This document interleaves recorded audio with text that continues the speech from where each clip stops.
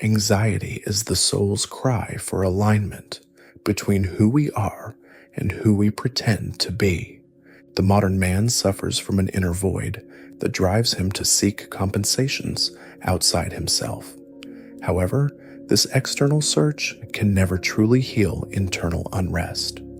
According to Jung, in Man and His Symbols, anxiety seems to be fueled by several undeniable external factors.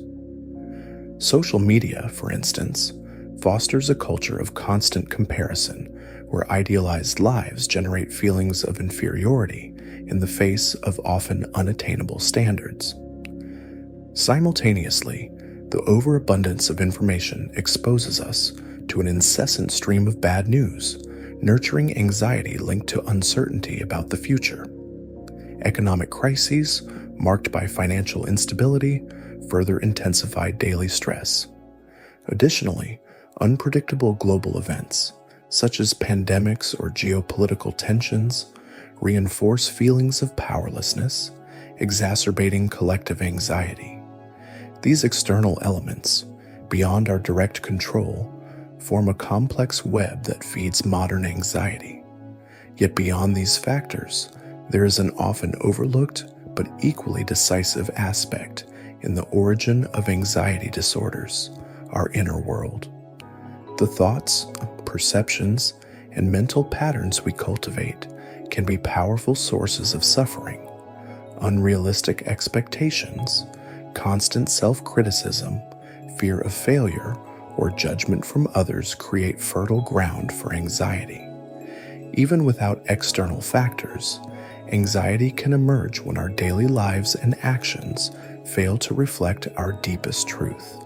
When we lie to ourselves, acting in contradiction to our values, aspirations, and authentic needs, a chasm forms between how we live and how we truly feel. Consider someone who chooses a career or lifestyle solely to meet external expectations, ignoring their own desires. This person might experience a misalignment between their daily routine and their true aspirations, paving the way for anxiety. As we distance ourselves from our inner truth, persistent tension arises, a discomfort that eventually manifests as anxiety. This discrepancy between lived reality and core convictions is a significant source of emotional suffering. Jung devoted much of his career to exploring the causes of this type of suffering in individuals with anxiety disorders, even though his theory is underappreciated today. We live in an era where the rise in anxiety cases has led to increased use of antidepressants, benzodiazepines, and a growing reliance on professionals like psychiatrists and psychologists. While these approaches provide immediate symptom relief, they raise questions about how we are addressing anxiety disorders. Methods focused solely on symptom management may mask the underlying triggers. In contrast to this medicalized approach, Jung advocated for a deeper analysis. For him, neurosis was a valuable signal, an invitation to rethink one's way of life. If we merely suppress symptoms with medication without making real changes to our routines, we lose the opportunity to better understand ourselves. Anxiety disorders may hold precious insights about who we are if we learn to listen to and analyze them. In this video, we'll explore what anxiety disorders can teach us about our lifestyle through the lens of Jung's theory. He believed that the root of neurosis didn't always lie in past traumas, although they could play a significant role, but was often the result of current conflicts and dynamics.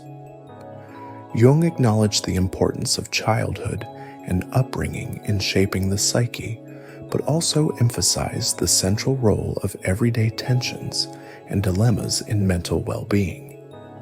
Present-day conflicts, unresolved choices, internal contradictions, or tensions between different aspects of the personality were, in his view, key elements in the development of neuroses.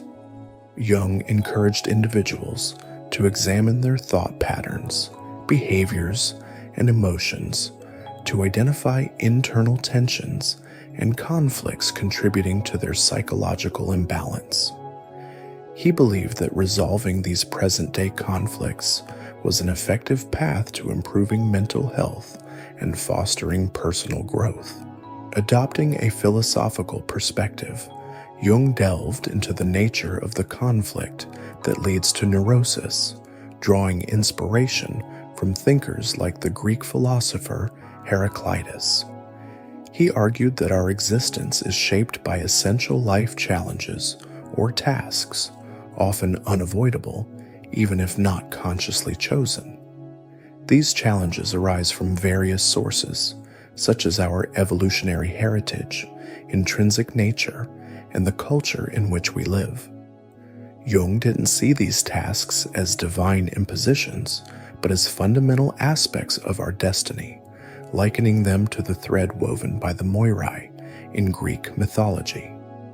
Among these tasks, Jung highlighted key elements. First, he pointed out the biological need to pass on our genes, critical for the survival of the species. Next, he stressed the importance of achieving psychological independence from our parents, freeing ourselves from parental influences to attain genuine autonomy.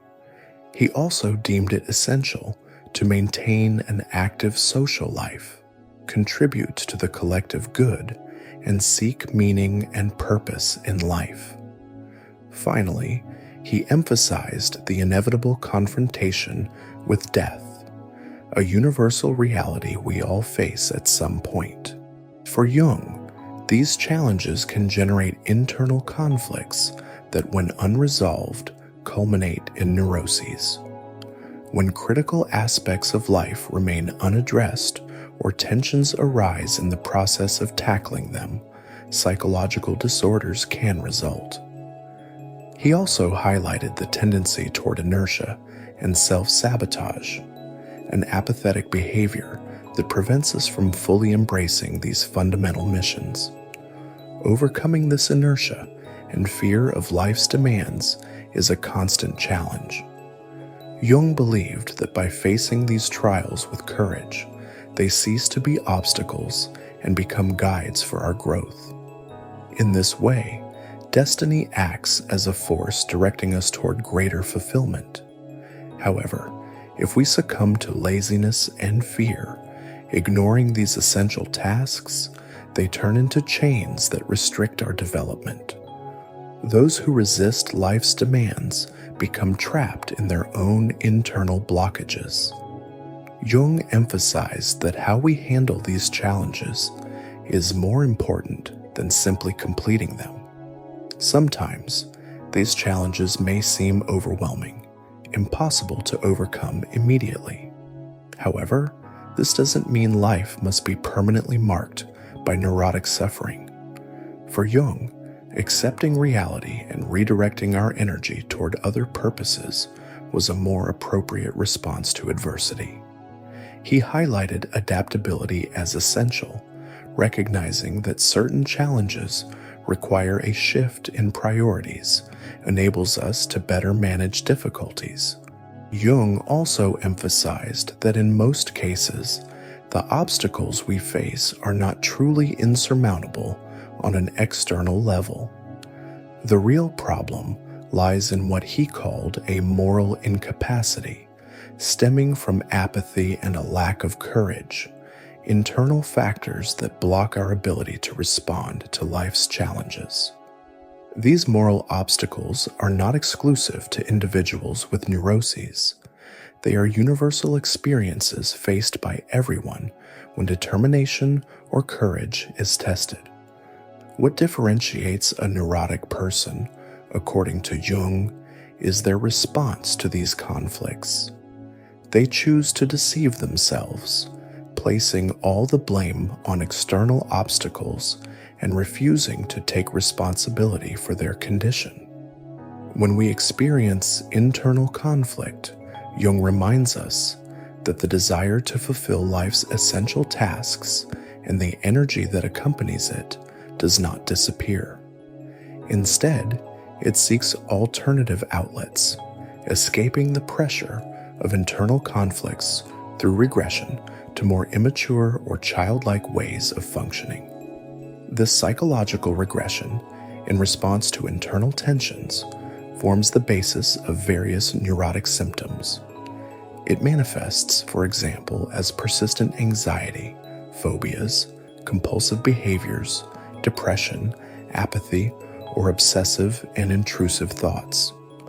While painful or bothersome, these symptoms are warning signs, signaling that the person is possibly following a path detrimental to their psychological balance. Jung highlights the contrast between mental regression and the unrelenting passage of time. While physical maturity continues to progress, psychological stagnation or regression creates a dissonance that becomes apparent every time we look in the mirror. The disparity between our internal decline and the natural progression of life stages is a constant reminder that our mental growth is not keeping pace with the passage of time. In light of this, Jung warns about the consequences of regression, neurotic symptoms, as indicators of a profound imbalance between our psychological development and the relentless reality of time moving forward. He describes a vicious cycle in which the more we succumb to internal tensions, the less capable we become of adapting to daily life, deepening our suffering. Generally, we seek a single cause to explain our difficulty in facing problems, but Jung emphasizes the uniqueness of each individual. The roots of a tendency toward neurosis can be multifaceted. He acknowledges that some newborns may have a genetic predisposition to a neurotic attitude, but he also stresses the importance of the environment. Poor upbringing, trauma, or inadequate behavioral models can shape this tendency. Although we have reached the end of the main discussion on the topic, we can go further, reflecting on how, in practice, we can apply Jung's teachings to manage anxiety in our daily lives.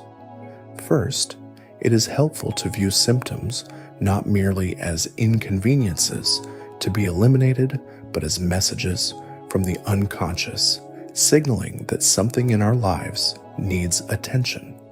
Ask yourself, what values or goals am I neglecting?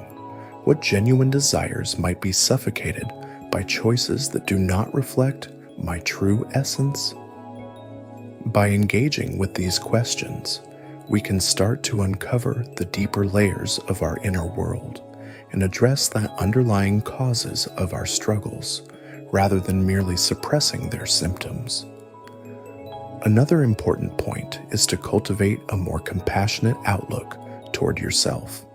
As Jung noted, internal conflicts and neuroses often thrive in an environment of harsh self-criticism and lack of self-awareness.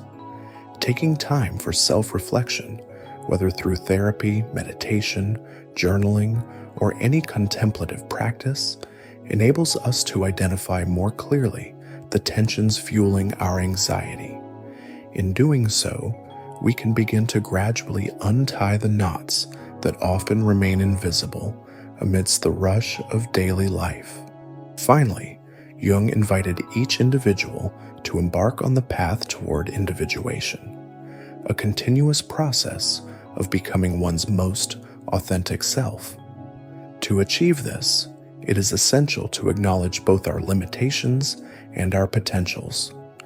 Accepting our imperfections, honoring our choices, and finding purpose amid life's challenges are steps that guide us toward a more balanced existence.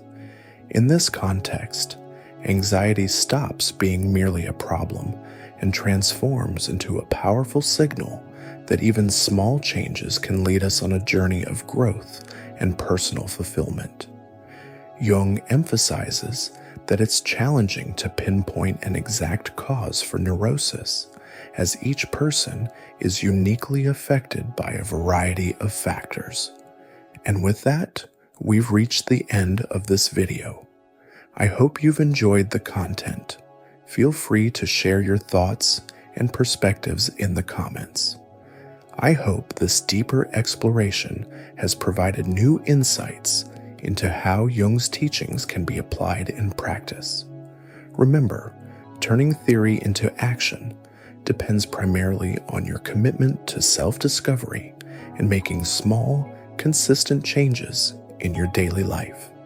Stay steadfast in your pursuit of self-knowledge, and see you next time.